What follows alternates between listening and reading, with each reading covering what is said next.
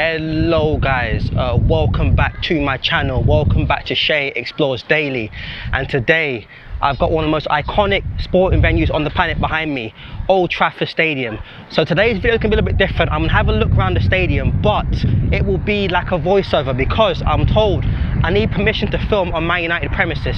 So if you like the video, please don't forget to like, comment, share and subscribe. Let's go and enjoy the video. In front of the stadium, you'll see this famous statue of the Holy Trinity, Dennis Law, Bobby Charlton and George Best. You will also see tributes to Sir Busby, who was the club's most successful manager until Sir Alex Ferguson took over.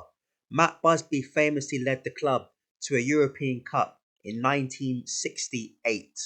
In front of the stadium as well, you'll always see people selling scarves, other tourists, and you'll see memorabilia and photos paying tribute to United's past successes, such as the treble winners of 1999 and their women's team. The tour starts in the stand named after another iconic manager, Sir Alex Ferguson. So, let's start the tour. The tour starts once you go up these escalators and you enter the Man United Museum, where you'll see a huge amount of trophies which the club has won, including the Premier League titles, and also their European Cups and Europa Leagues as well. Manchester United and their biggest rivals Liverpool are by far the two most successful clubs in English football, with United having more league titles and Liverpool having more European Cups. The museum also pays tribute to the victims of the Munich Air Disaster in 1958, in which 23 people died, including Manchester United players and staff. This last section of the museum pays tribute to Man United's treble winning season, and also you can see a replica of Old Trafford and also a timeline of all the events that have happened at Old Trafford since 1910, including non-football related events as well. This is the view from the Sir Alex Ferguson stand,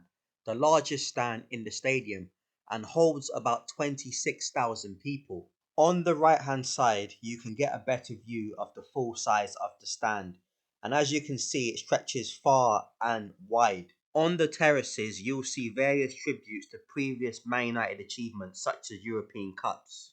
Here you can see the concourse area, and this is where fans tend to congregate before the game and also at half time. In this area, you can actually buy drinks, you can also make bets as well. This is the view of the East Stand, which holds about 12,000 fans, and it's the back end of the front facade in which we saw at the start. This is where the away fans sit, and normally for Premier League games it's about 3,000 fans, but when it's FA Cup it goes up to about 9,000 fans.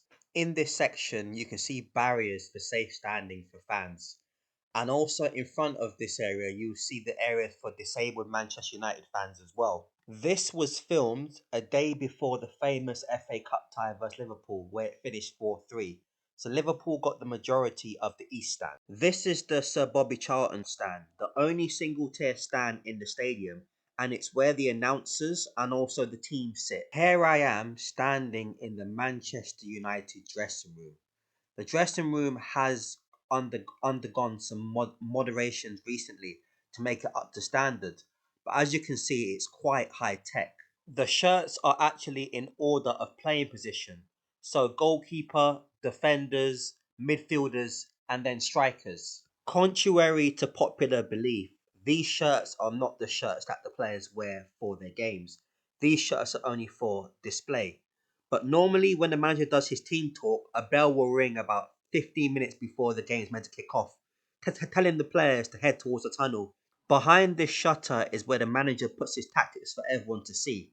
On this tour you don't see the away dressing room, but I've been told it's just a standard dressing room. You can also see as well the ice baths, which I was told was an idea brought in by the legendary Cristiano Ronaldo. The tunnel is one of the few tunnels that you see in the corner of a stadium, and I was told that Manchester United always line up on the right hand side. On the other side you can see the away dressing room. Previously the away dressing room used to be right next to the home dressing room, but after a few scuffles and fights over the years, this has been altered and changed. The tunnel is actually able to lift up to allow emergency vehicles into the stadium should it ever be needed. Let's walk down the tunnel.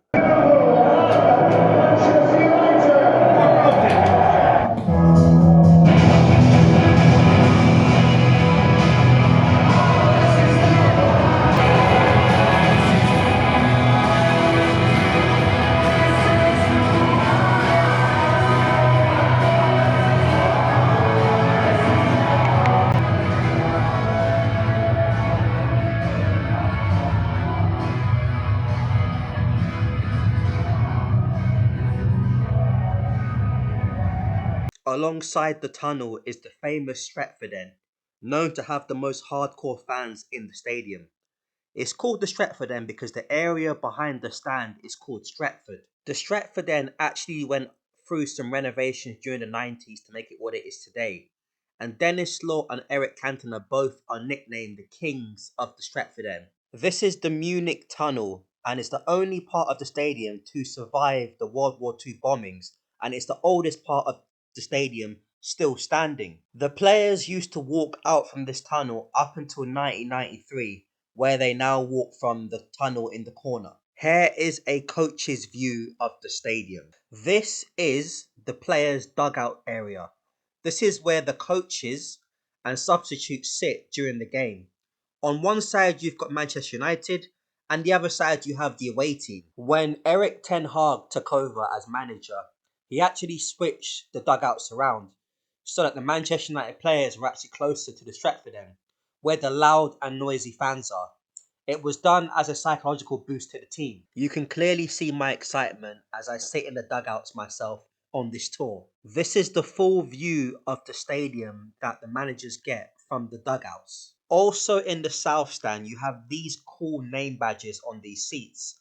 These are people who have had season tickets at the club for at least 25 years. This is the directors area where the directors and their families sit.